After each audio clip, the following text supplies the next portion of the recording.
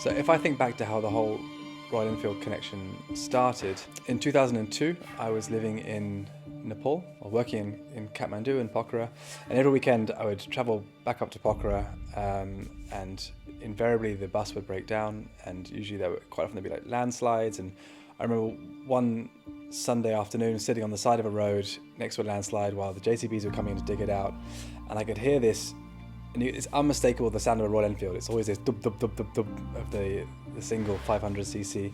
But then when I saw it, it had desert sled forks, like also onto a Japanese bike. It had massive oversized dirt tires, motocross bars, a hard tail. It was this guy in like open leather jacket, just a silk scarf around his face, a beautiful girl on the back, and he just carved through the mud, chucking mud everywhere. And within like 15 seconds, turned the corner, he was gone. And just this impression of this motorcycle that left on me, I'm like, that's very cool. And you always have those bikes when you're a kid, and they just have a lasting impression. They leave on you, and I never forgot it. Then when I finished working there, I met a friend, and we got a little bit drunk, and we clubbed together our sort of meager finances, and we bought a 350, a 1978 three-field Royal Enfield. And we were supposed to ride for a month together. It ended up being about 5 months of riding across India. Went down to Varanasi from Kathmandu, and then we just kept riding until we hit the Great Thar Desert, and we just couldn't get any further. Skip forward to 2015 when Johnny and I started Malle. Originally started purely making luggage for motorcycles, and luggage that was suitable on or off the bike, and luggage to really allow people to go further and further by motorcycle, from cross cities, cross country, and that really focused us more into sort of adventure accessories. And one evening in the workshop in sort of mid-December, it was freezing cold and we were making luggage. Johnny and I had this idea for the Malle Mile. The mile was this idea that everybody who turns up has to race. And the first year, 37 people turned up, and they raced their motorbikes, and there was like a Honda Cub versus a Vincent Black Shadow on the start line. And the first year that we ever hosted Moto Polo at the Malle Mile, the Royal Enfield team, we mentioned it in passing, we'd like them to join this first tournament, and they turned up on 5 identical branded custom 500 bullets, all with dirt tires ready to go. And so even so, then we just knew they're up for fun. And then over the years, as the Malle Mile grew, it gave rise to the Great Malle Rally. So really, it's the same people who just who have that thirst for adventure, and they love motorcycles or anything on 2 wheels. So it was going beyond this sort of dirt race, but still taking that Malle Mile feel into the longest inappropriate motorcycle rally in Britain and in Europe. I think 2018, we were just throwing everybody into Land Rovers and supporting the rally as best we could with engineers, marshals, medics, mechanics, camp teams, chefs, all sorts of people. It takes a real village to host this crazy motorcycle circus as it progresses up and down the country. You know, we get something on the radio that's a problem with the bike. It could take an hour before our Land Rovers kind of get to that point, help them sort them. So we needed sort of outriders. We said we really want to build 2 support motorcycles. So the Malle builds, the Malle Raleigh Royales, it's a tongue twister there, came about as part of our ongoing collaboration with Malle as a company. We've attended the Malle Mile for a couple of years now, and we find that the approach of just sort of fun, ridiculous motorcycling is really in line with how we look at motorcycling as a brand. You know, it's for enjoyment, it's for joy, it's for just getting on a bike and having that pure experience. When it came time to further that relationship, and we got the request from Malle to help them out and work on these bikes, we thought, why not? It's a fun project for us. We get to sort of let our hair down a bit, and as we're saying, with the amount of time it takes to develop a motorcycle, it is really nice for us as a development team to also work on these short projects. So Royal Enfield obviously was historically a British brand, and really only survived the sort of death of the British motorcycling industry because of its Indian connection. So when production ceased in the UK, it continued in India, allowed the brand to survive, and then when it came time to up our development again, develop these new platforms that we've been talking about, having that link again to the UK was a very logical choice. I think the custom program's effect on our brand as a whole has been to add something to an already strong base. Royal Enfields have been associated with customization in India for years since we've been there. You know, they're being, you know, made out of metal and very little plastic and so on has really allowed them to be tinkered with and cut and welded and so on.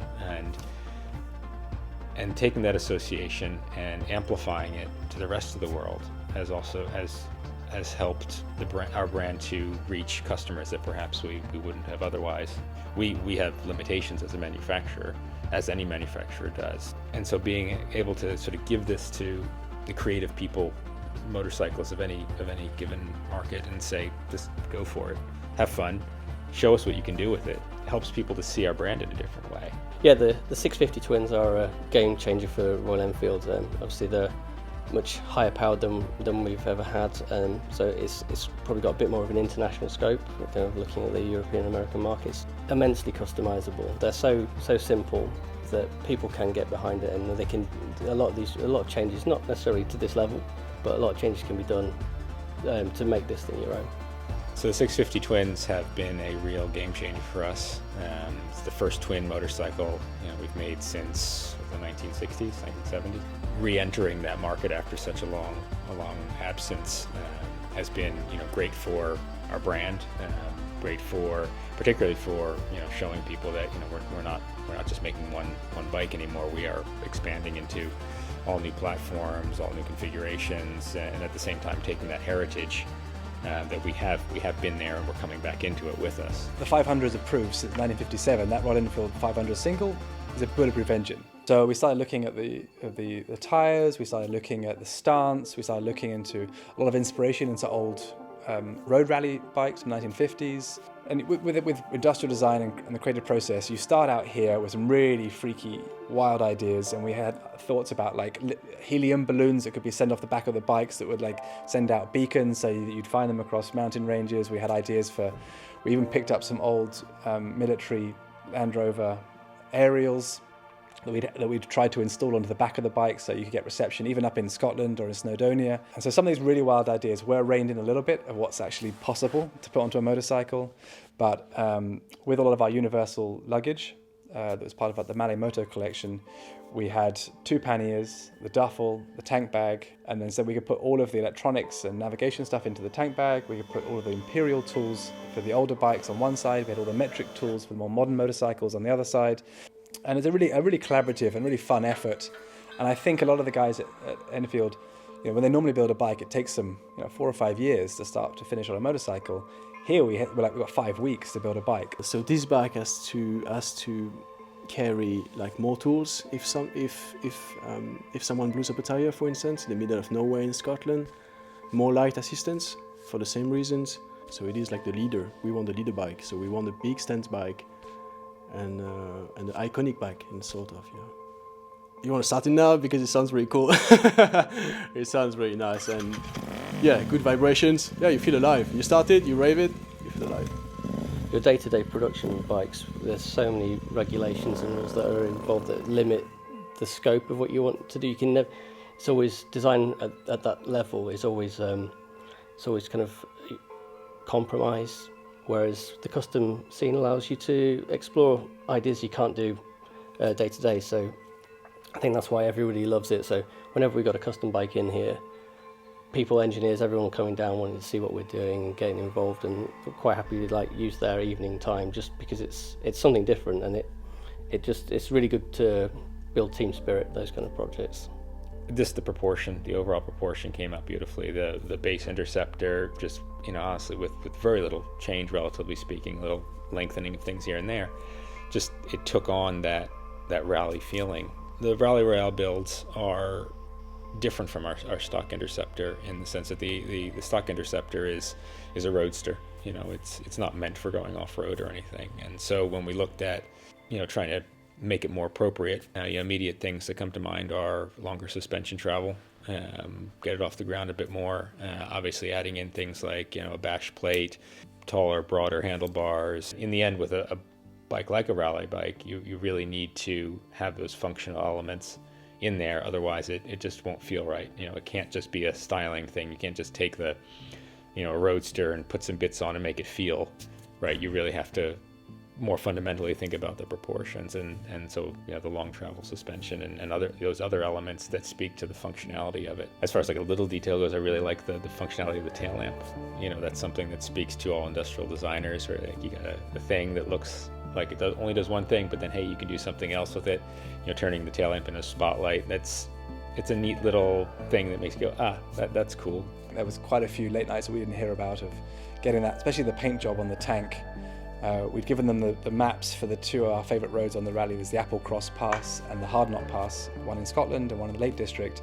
And so that's the topographic map designed onto the tank and onto the side panels of the machine. We had 2 engineers on the rally in 2019. So Callum from Debolix Engineering, who's actually been the lead engineer since day one of the rally because he can fix anything. He was riding the red Malle Rally Royale, and then Tony Davis, who's our other engineer, was riding the black one. Some of the most glorious riding in the world. And to start at the bottom of the rally with your back against the island, facing the southern tip of mainland Britain and seeing the lighthouse and the sea beneath you, and only a few hours later really standing on the northern tip with the island behind you looking into the North Sea with Stroma and the Scottish islands ahead, to experience the entire island in one go really changes your perception on Great Britain, and it just gives you a different feel, because you see on the map it's this tiny little island off the coast of France, but then when you're in it, it feels really big. And once you've crossed the entire thing in one go, it changes how you see the island, and you feel, which you can't do on a bicycle. It would take you a very, very long time. In a car, it's like being on a TV screen. You're not in it. You're like separated from the environment. But on a motorcycle, you're effectively flying. You're hovering 6 inches above the ground at speed. And when you're on the bike, you can't see the motorcycle. You're in that landscape. Yeah, crossing the country like that, there's no other way of doing it. It's a very unique experience. And the 2 support bikes, they performed admirably. We begged, borrowed and stole quite a few of the components to create the Malle Rally Royale. Pier lighting, Harris performance. It takes a village to build a motorcycle like that. Royal Enfield was an amazing partner. British Customs joined us. In true to form with Malle, we make adventure accessories. We wanted to make an adventure accessory kit. So you can turn the stock 650 into the Malle Rally Royale. They'll be back into the field and supporting the next rally in 2020 and subsequent rallies as they happen. After now seeing these bikes, we built a bike that could ride around the world. It could take on all conditions. The Rally Royale kit will be a very simple modification to be able to turn it from a stock road bike into a very capable adventure machine.